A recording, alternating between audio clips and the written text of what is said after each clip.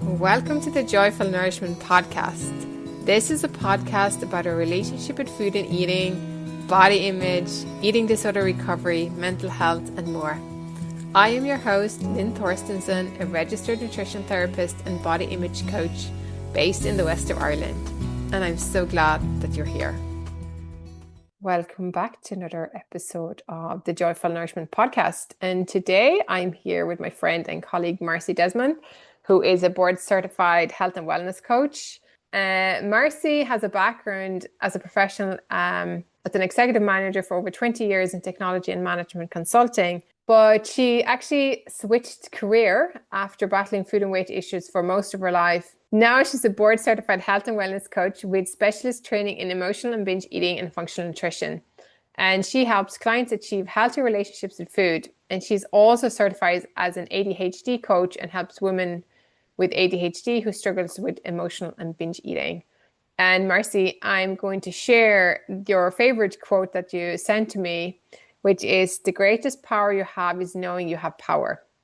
So Marcie is a dear colleague and I would call her a friend. And I am really happy to have you here as part of my podcast, Marcie. So you're so welcome. I'm so excited to be here. It's always Yeah, fun to connect with you. I know. We can talk for hours, but I think we'll spare listeners a very lengthy conversation. But why I brought you here today is because I'm really curious in this intersection between ADHD and binge eating. And I know you have a lot of personal lived experience with both. So that's kind of what I'm hoping that we can kind of center the conversation around. And then maybe it'll take us in some tangents. Who knows? But yeah, how does that sound for you? That sounds perfect. Sounds Yeah. One of the things I often ask people is, and like you said in your bio, you have long time experience working in a completely unrelated field to health coaching. So, like I suppose many people who end up doing this kind of work, we have our own story, and I'm really curious to hear a bit about your own story. Sure. Um, I, let's see, I'm trying to think back to when my binging started, probably in earnest when I went to college, but even as much younger than that, I was sneaking food. I can remember as a child going down to the basement and because the freezer was in the basement and it was my mom, I had I had the blessing of having an amazingly loving, wonderful, nurturing, wise mother. That said, she was a food pusher and somewhat of a micromanager around food. So, and she had, I don't know where she got these ears, but she could hear. She'd be down the hall in her bedroom reading, and I would go in the kitchen and open the refrigerator to get something, and I would hear from down the hall, "What are you eating?" Like, so I grew up with that. So I learned to sneak food at a pretty young age. So the Twinkies and all those sorts of things were in the freezer downstairs. So I learned to enjoy frozen sweets. Um, and that's my earliest memory of having sort of food issues. And then I lived in a very, this will be more relevant when I start talking about the ADHD, but I lived in a very structured household. So everything was on a schedule. We ate meals together. We ate regular meals. We ate balanced meals. We ate at regular times. And I was brought up to believe that was extremely important. And, from a young age, if I was crabby, my mother would say, are you hungry? You sound like you might be hungry. So there was a lot of consciousness and positive intention, I would say, around food. And the people in my family had a healthy relationship with food, so there wasn't a lot of negative modeling, which I'm very grateful for. Then I went away to college. Also, I'll talk about the binging, but also my own experience with ADHD. In my family, it wasn't anything that was ever talked about or anything I ever heard of. So I didn't even know it existed. Then my husband, I met my husband when I was 24, about 24, 25, and he is, well, the term we used back then was ADD. You know, he was very ADD and his whole family was very ADD. So that was my intro into that whole world. But up until then, I'd never even heard of it and didn't have any inkling that it was a condition that I was living with. And then when I went away to college, I did very well in school. I went in high school and in elementary school. Then I went away to college. I didn't have the supports of all the structure, the organization, people making me meals, people telling me what to do, and I kind of fell apart. So college was, and for a lot of people with ADHD, that is not uncommon. That's when it really comes to the forefront. If you know, I was diagnosed at 66, which I will talk more about in a minute. But so I went undiagnosed for a very, very, very long time. And there was something like in my life, I always felt like there was something about me that was different, but I didn't really understand what it was and didn't really dwell on it. So when I say fell apart, I started there was definitely binging in college. I can remember the first time I had sort of obsessive thinking about food. I was a freshman sitting outside, beautiful afternoon, sitting outside in Boston on the lawn in a study group. All I could, all I could think about was these famous Amos chocolate chip cookies that they sold in the student union. I mean, I wasn't even paying attention. I was just like chocolate chip cookies. I need chocolate chip cookies. Let's see, I'll go to the student union. You know, it was like a complete new experience for me. I also, at that point, was struggling just to keep it all together with school. Um, I couldn't turn my papers in on time. I to give you an idea, I'll try to spare you the details of the seriousness of it. I went to Boston University and I was in a program that required you to turn your papers in on time. And for every day that your paper was late, you would be graded down. I ended up flunking out of Boston University. I was a straight A student my entire life. I flunked out of college. And that is a secret I never told anyone. I I even told my parents I chose to leave. Um, and but I couldn't turn a paper in on time to save my life, and it got me kicked out of college. And I can remember walking down Commonwealth Avenue with main drag at the university with my psych professor, and I loved the class. And she said to me, I can remember this like it was yesterday, even though it was what 40 years ago, 50 years ago. She said to me, you write the best papers of anyone in my class. Why can't you just turn them in on time? And I remember standing there. I couldn't even speak because all that was going through my mind is, I have no idea. I just can't seem to do it. And so that is, and this is very classic for people with ADHD to be underperforming. Um, and that is a shame that I carried my entire life, like serious, deep shame. That's Um, a that's such a powerful story. Yeah, like there's so much in there. Like I really appreciate you sharing that with all of us. So thank you so much. sure. So then, life goes on. I graduated. Eventually I went back to school. I went for a whole different kind of career. I went into the working world and I was pretty successful. I went into management fairly quickly.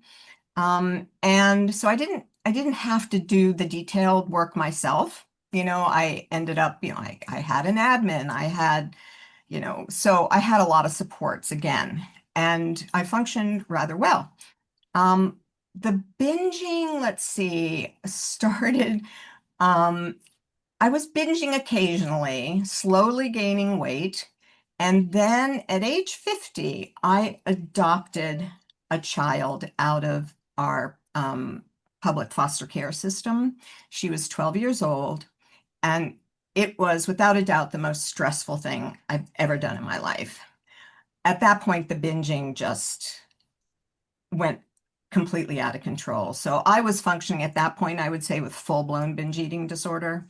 I'd get up in the morning and I'd have to run out at 5:30 in the morning to replace my daughter's snacks that I ate. I ate all the ice cream, I ate all the Oreos, I ate all the, things I would never normally put in my mouth because, oh, I eat healthy. So, so I was living with that shame as well. And it was very strange to me because at that point in my life, I was a vice president level person in corporate America. And I was so successful in most areas of my life with my relationships, my job, my finances, my this, my that. But there was this one really messy part of my life. And I didn't understand it. I didn't understand why I couldn't just get it together. Why. And the binges were they were fairly extreme. I can remember staying late at work. This is another memory I have. I I was working at a startup. It was a truly very stressful job. My husband always said I was a stress junkie.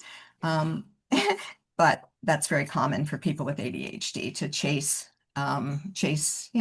it's stimulation. Um, so I was working late, and I can remember, this is embarrassing to tell, but I always believe telling your own story can help someone else. I can remember walking the halls because people used to have candy jars or they'd have snacks in their office to share with teams and things. I would raid other people's snack jars. Then I would go out, replace it, try to remember, do I get the right level on the M&M jar because I didn't want anyone to be suspicious. So imagine walking around with all those secrets and all That's a lot. all that negative thinking about yourself. And it's also feels like such a contradiction. Like, why am I doing things I clearly don't want to do? And I think, having worked with people that struggle with emotional and binge eating for many, many years now, that's such a common experience where it's like, why am I doing this? I don't want to do this. Why don't I have control over my own behavior?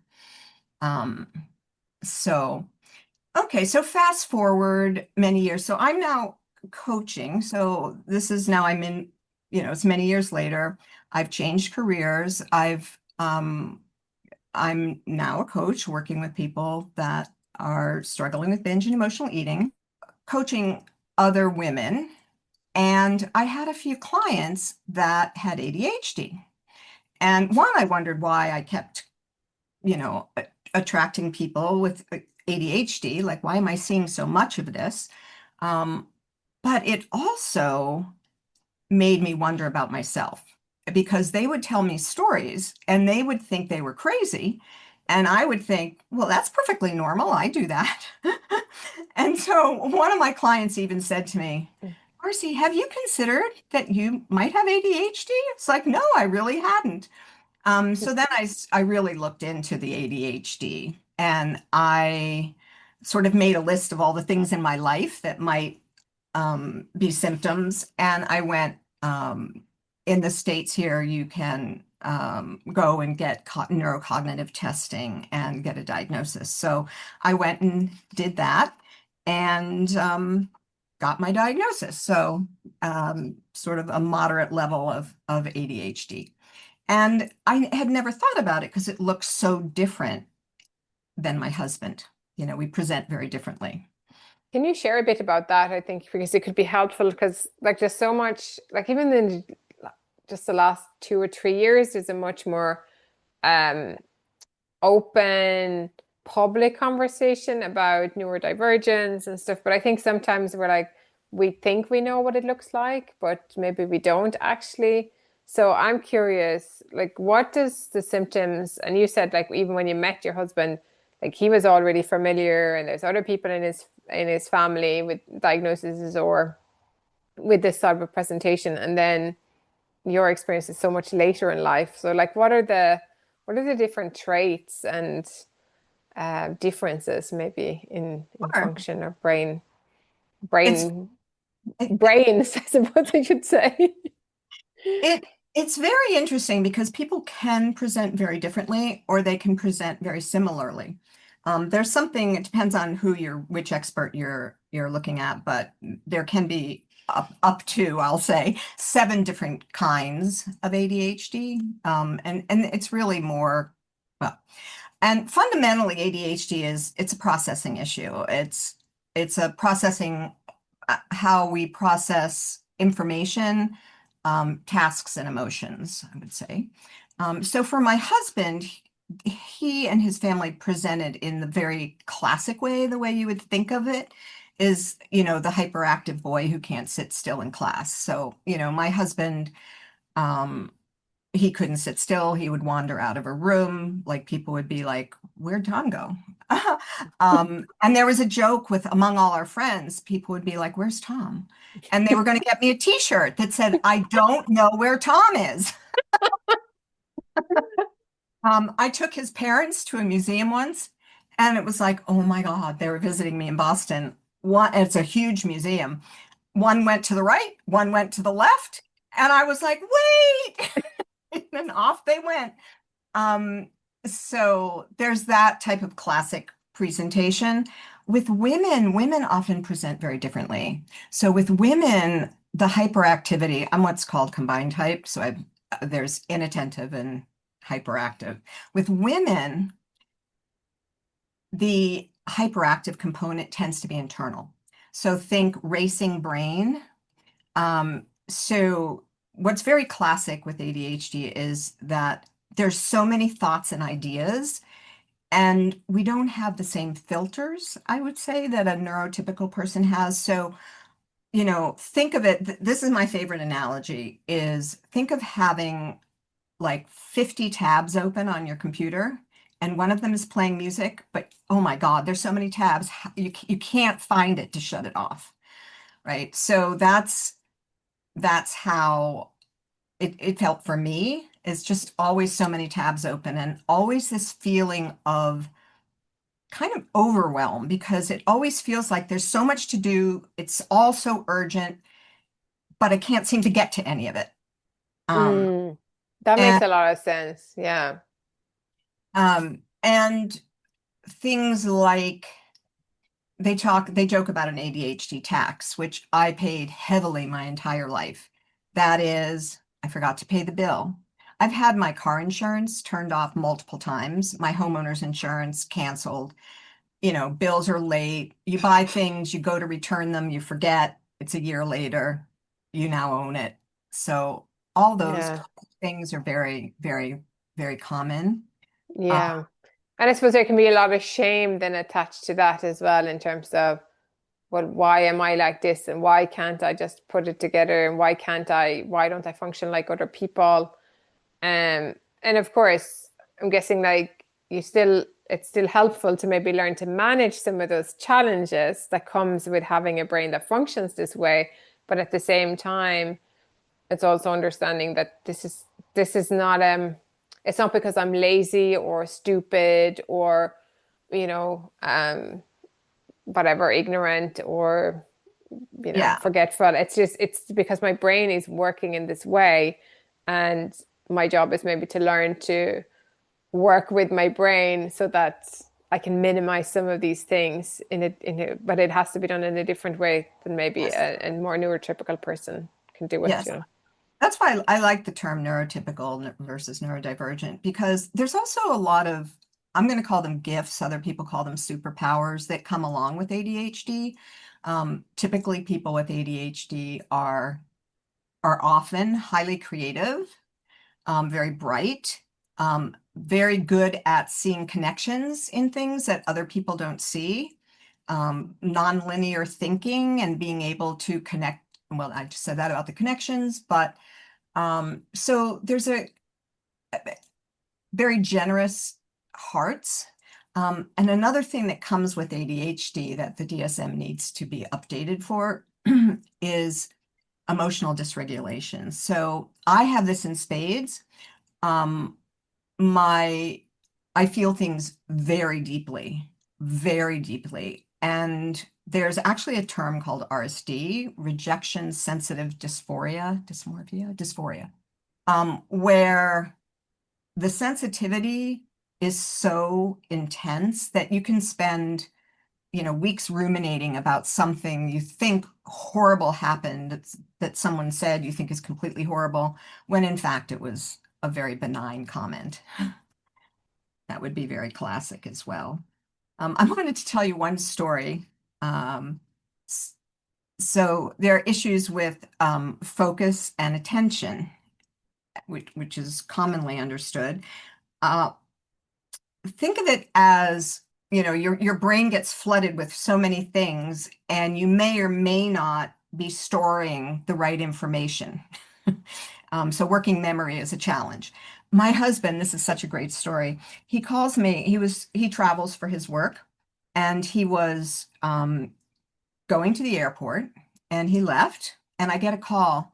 Can you go up to the parking lot and see if my suitcase is there? So he literally had packed the car, gotten in the car and left, gone through security, and realized he didn't have a suitcase. And other times he's driven, like one time he was all the way 2 hours away from our house and realized he forgot his briefcase with his laptop, and he had to turn around and come back and get it. Yeah. Classic. So yes, the shame can be very, people hear, a lot of people. I didn't. I was again blessed. I was told I could do anything, be anything. Um, but then there's the get your head out of the clouds, or what's wrong with you? Like my mother, I remember this, her bringing me in the kitchen. I had done the dishes and put the dishes away. I left every single cabinet door open. And she was just like beside herself, like, what is wrong with you? Like, does this look normal to you? Like, oh, I didn't notice. Yeah. It's so interesting, and like in that terms of what we see and what we don't see, like what we don't recognize, because like our minds wandered off somewhere else, or like the attention is somewhere else. But your story of your husband just reminded me of my friend was telling me about her daughter who just got married, and her now husband, and they were going off for their honeymoon, and they arrived at the airport, and he realized he didn't have his passport because I think his attention isn't always where and they had to like drive back and get it, and they were nearly missing the flights, and it could have been a very short marriage even though they've been together for over Yeah. 10 years already. But also I think this is where then I'm curious about, because my brain is starting to kind of, okay, so I'm sort of thinking, okay, I can see where her ADHD, diagnosed or undiagnosed, coupled with usually a few other bits that are coming, like dieting, or maybe body comments, body shame.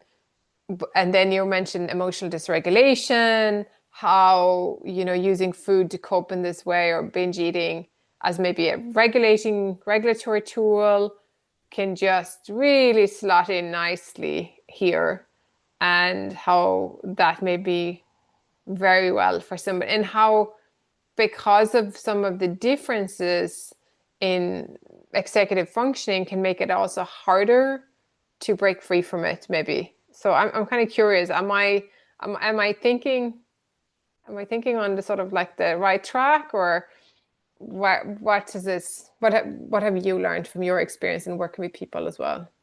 Well, you're spot on. Spot on. Um, ADHD and binge eating, perfect storm. It's the perfect storm. So at the root of ADHD is low dopamine. And so people with ADHD are dopamine chasers. That's why we live very risky lives. People with ADHD are 5 to 10 times more likely to struggle with addiction or compulsive behaviors, which I'm surprised it's not higher, to be honest. So So, and as you know, I mean, food lights up the same centers of the brain as, yeah. So So you just said like people with ADHD are maybe 10% at higher risk to develop at issues with times, addiction and stuff than and say neurotypical person. So with food then, because food can light up those pleasure centers, which stimulates dopamine responses, but then also I suppose food can also have these ways of like numbing out, distraction, grounding. So like it can be a really good tool, even though maybe not long term, but also managing that emotional dysregulation. So, yes. like, So yes, I wouldn't call it a tool. I'd call it a coping mechanism, but I guess that's a yeah, tool. Um, yes. So there is that element of there's the emotional dysregulation, but there's also living with this mental chaos and this, which typically creates a feeling of being out of control and feeling of overwhelm, which is very stressful. And stress often drives people to eat, right? So, mm, so that goes hand in hand, absolutely. And a lot of people with ADHD also, because of the executive function challenges, which is planning and organizing, just getting a meal together, thinking about meals during the week, getting food in the house, remembering to eat sometimes, um, is a huge problem. yeah, It's really a huge problem. And some people with ADHD take stimulant medication, and that can dampen your appetite during the day. So very common. I mean, it's a very common pattern for binge eaters in general, but extremely common with ADHDers that not eating all day or just sort of grazing because they didn't plan meals and then binging at night. yeah, yeah.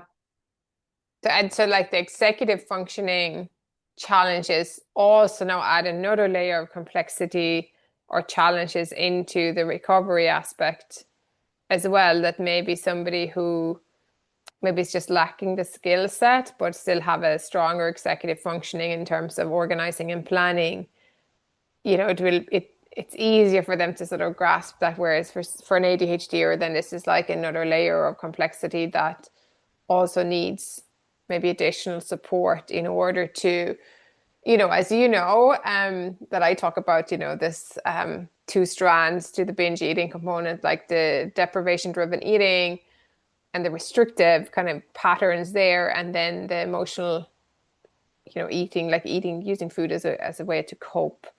But so and to deal with deprivation driven eating, it's regular adequate eating, like that's structured, meals roughly at the same time, getting into certain volume, quantities and qualities, and so that the body gets fed, so that we don't have, on top of this, now we're also dealing with the body that is feeling a bit undernourished, or blood sugar that's all over the place because there could be hours and hours and hours between meal times, or like it's, a quick and easy snack. So like, so it's just like continuously fanning the flame.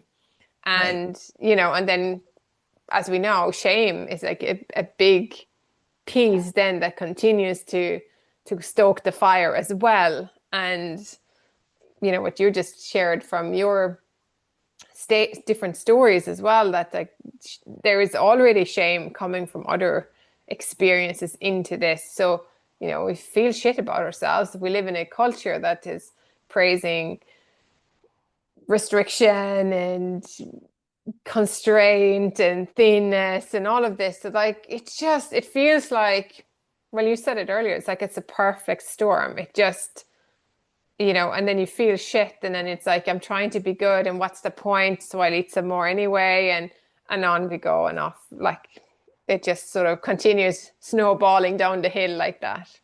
Snowballing down the hill, absolutely. Good. That's a good metaphor. Um, and a couple other things just came to mind as you were talking. One is particularly women, we learn to mask really well. So I'll use myself as an example. So I'm at work all day. I'm in a high-powered kind of stressful position. I have to look like I'm in charge and in control at all times. I was taught early in my career, never say you're overwhelmed. Never admit that you're overwhelmed. Isn't that terrible? But anyway, so you have this high stress day, you're going, going, going.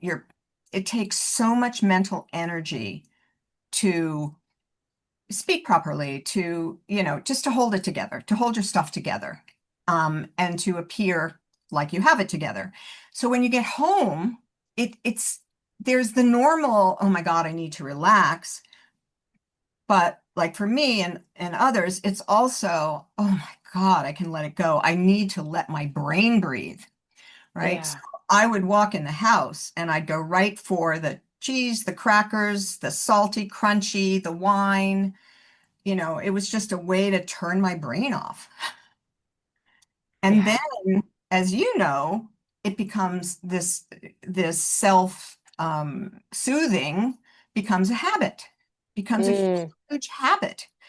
So you have to then break a habit on top of all the other things when you're trying Jesus. to heal.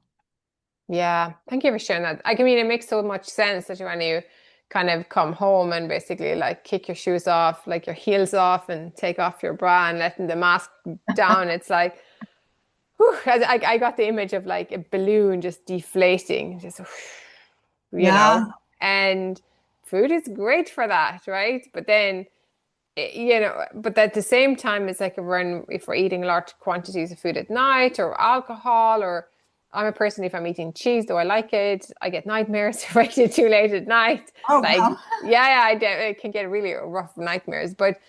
And we may wake up then in the morning and we don't feel so good because the food has been sitting in our stomach. So it's like, it's, it's helpful and it's also not helpful, Not usually long helpful. term, right?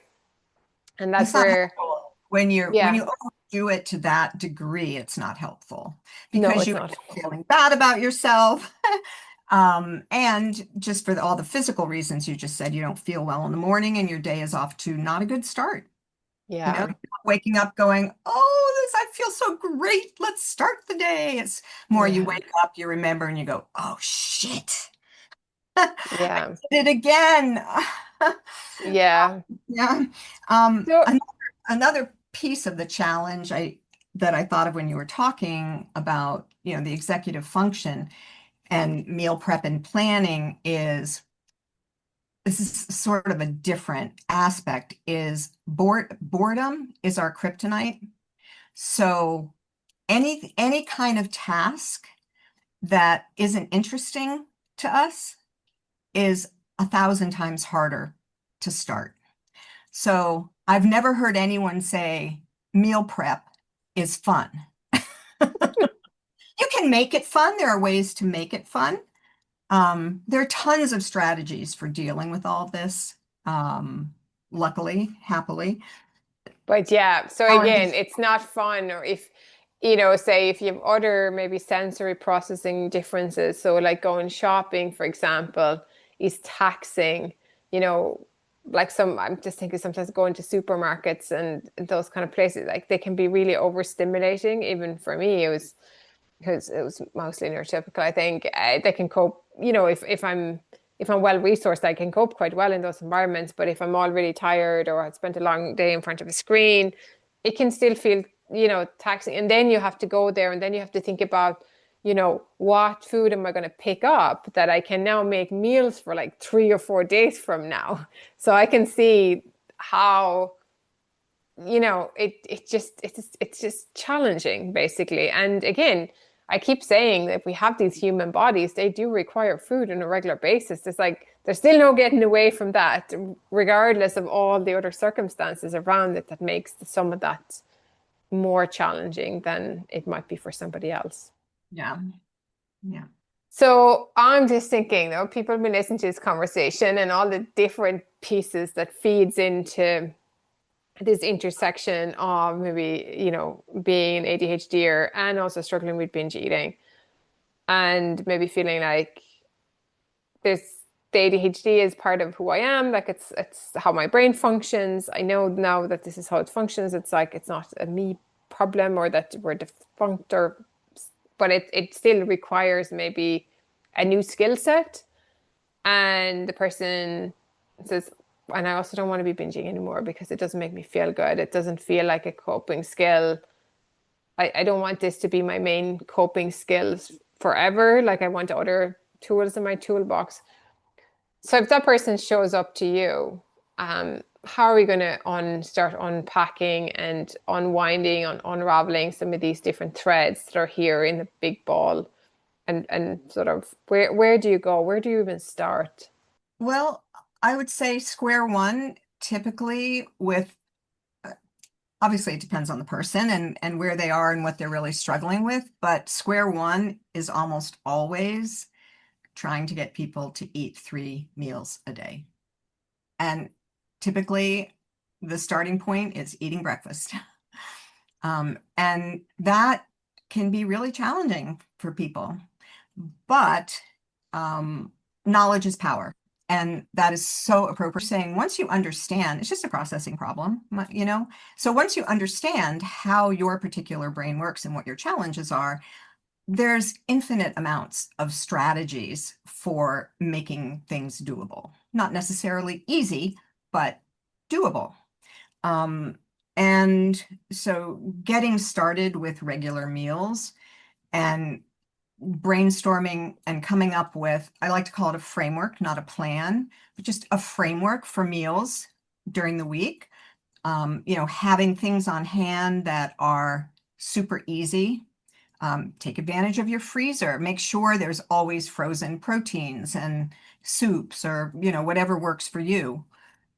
So making food easier would be a good place to start, typically. Yeah, I've had some clients have availed of, either like meal services, or I don't know, you probably have these in the US as well, where you order like a meal kit basically. Yep, So yep, you can cook it from scratch, but everything is there. You don't have to, and you might do it a few times a week, so you know what you're going to have, and you pick stuff that you like, and you don't have to go shopping, figuring out all the bits you need for that particular meal. It's all yep. so that's one of the things. And like one of the things that I've done with people as well is like if say going to the grocery store is overwhelming, then just order from home, get it delivered, or people when people are very busy as well, Yeah.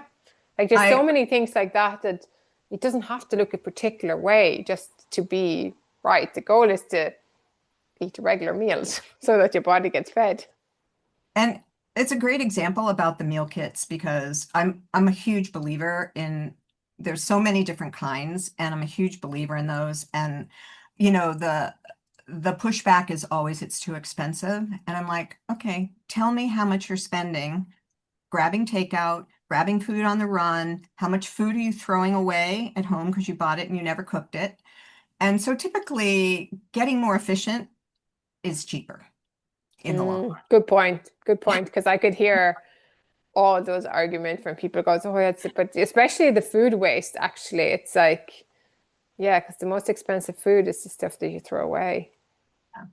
You Or know. you're starving, you haven't eaten, and you're buying things you wouldn't normally spend money on.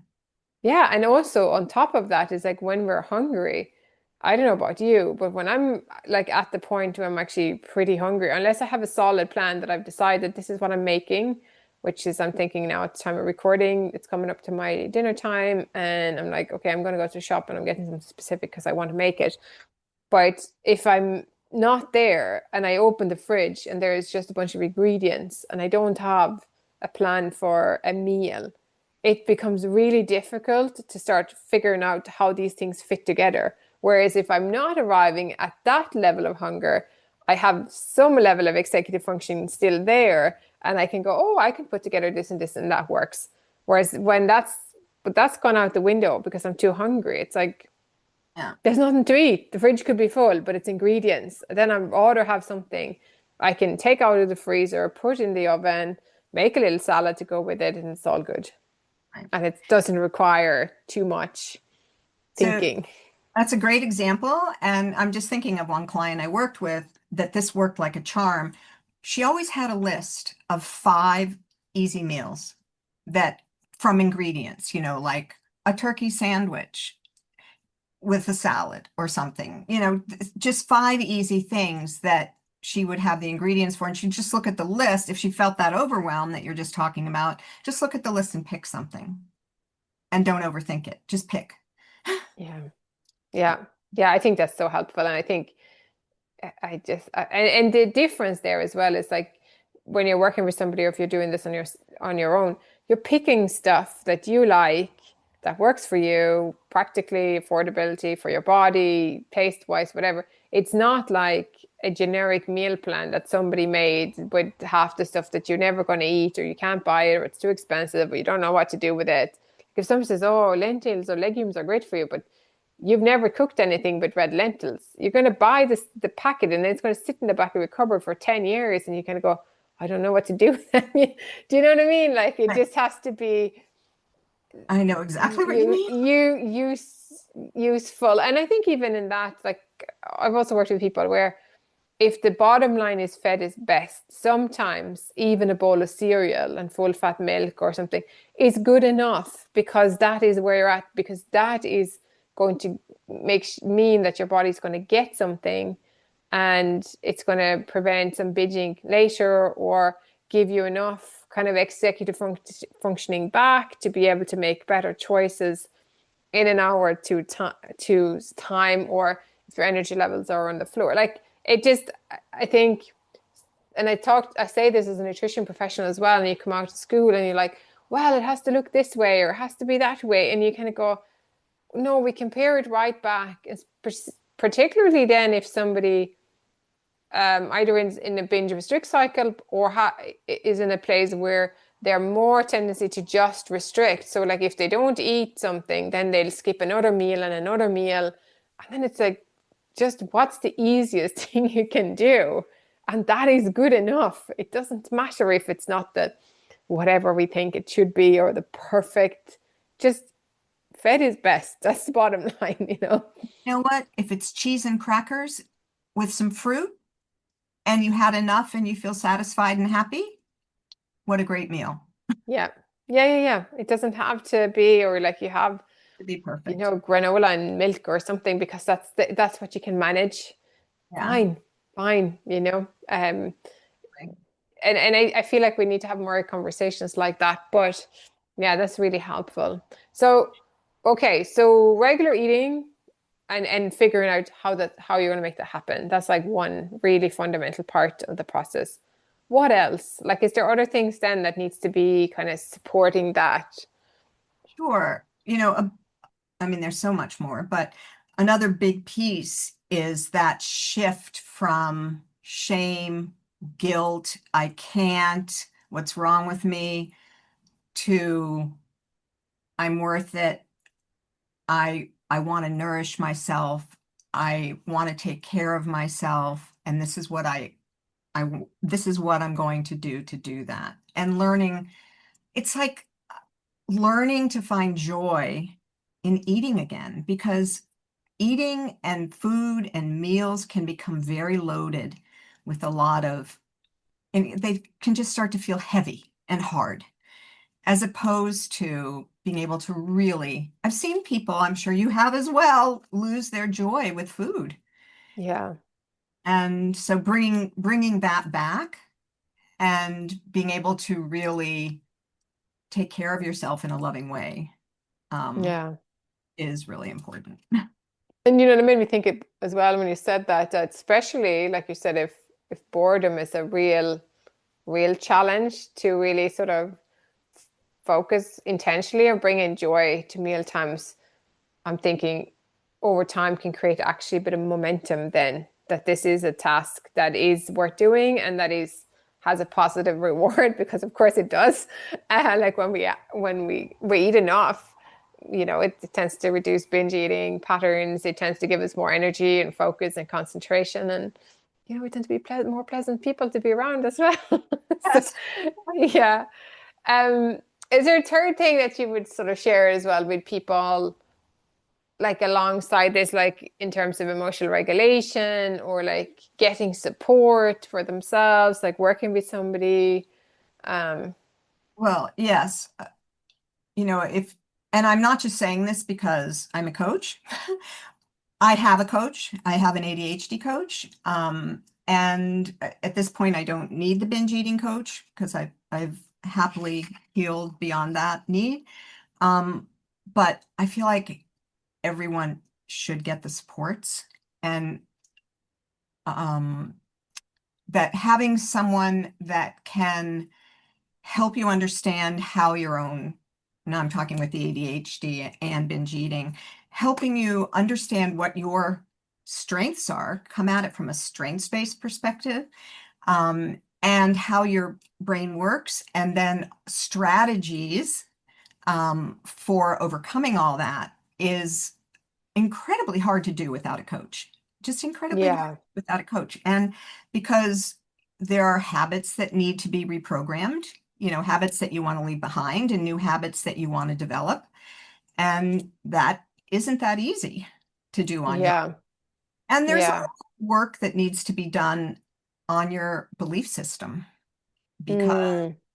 our thoughts drive our behaviors. And when we often carry around a lot of beliefs like I shouldn't eat certain things, or, I shouldn't do this, I should do that, I should be having, my mother, every morning you have orange juice when you start your day. Well, I didn't want to have orange juice, so there's all these things in our belief systems that are triggering us in ways that we, they're causing reactive behaviors that we don't want to engage in. Mm. And it takes some work to undo all that.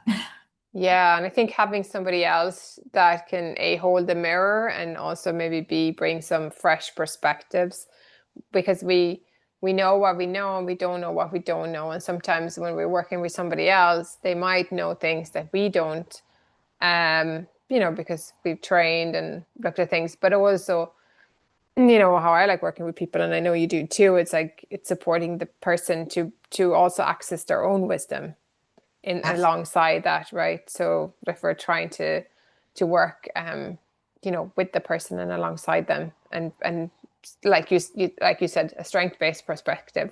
It's like, what are the things that that's already there that we often don't see because we're so stuck in this I should and shouldn't, and And that piece you mentioned about the mirror, I think is so important because of what you just said. Typically, we often downplay our own successes.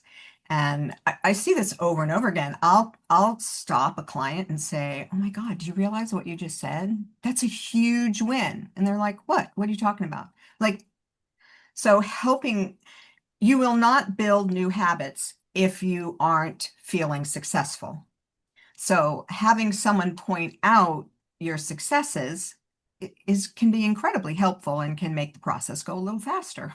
yeah, yeah. So yeah, so important. And I actually never thought about it like that, but of course that makes a lot of sense that we and it is also like it makes things more enjoyable when you can go, actually that went well and that was nice, and I'm like, oh, I want to do that again. Or so having that, um, yeah, having somebody alongside you who I think also understand the dynamics here and understand how the ADHD brain works, so that there's also, I think, an understanding that this is how the person functions and we need to work with that, not that there's a problem with them and they're just not engaging or they're not trying hard enough or all the Yeah. stuff, right? And so that I think that's why it's helpful to work with somebody who actually understands, and maybe with lived experience too, in terms of yeah, you can really recognize some of these dynamics, but also kind of like bring some hope that it doesn't have to be, um, that you can nurture the gifts and you don't have to just like feel like, oh, well, this is who I am and this everything is hopeless because I'm never going to be this way and that way, which, it's like the challenges that it brings. It's not that you're trying to make somebody who's neurodivergent, neurotypical. What you're trying to do is supporting their strengths, um, and not the challenges to be amplified. Like, so I I'm love thinking that. about it. Nurture the gifts. I love that. Yeah, yeah. I Um, mean, I think that's what I'd like to do in every yeah. person I encounter if I can, you know. And with ADHD, and I think most people would agree with this. I had I won't say a bad experience, but I learned the hard way, I'll put it this way, that if someone with ADHD is seeking any kind of help, like a coach, a therapist, I would say 100% you should, um, the practitioner that you're going to work with needs to be ADHD knowledgeable. They need to Mm. be either trained or, yes, it's critically important.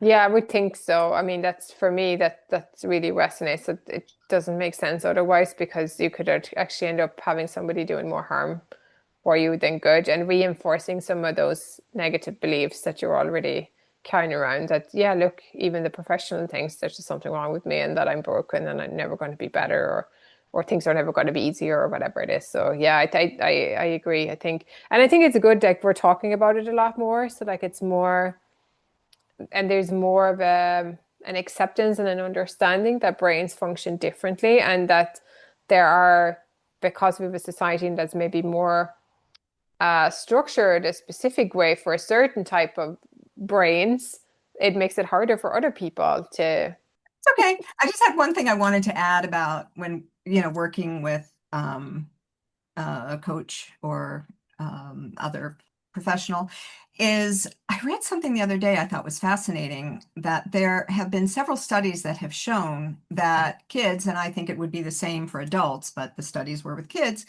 that have charismatic mentors is the single most helpful thing with their whatever they're trying to accomplish, be it schoolwork or some sort of merit, something that more important than study habits, the teacher in the class, that having that charismatic mentor is hugely impactful.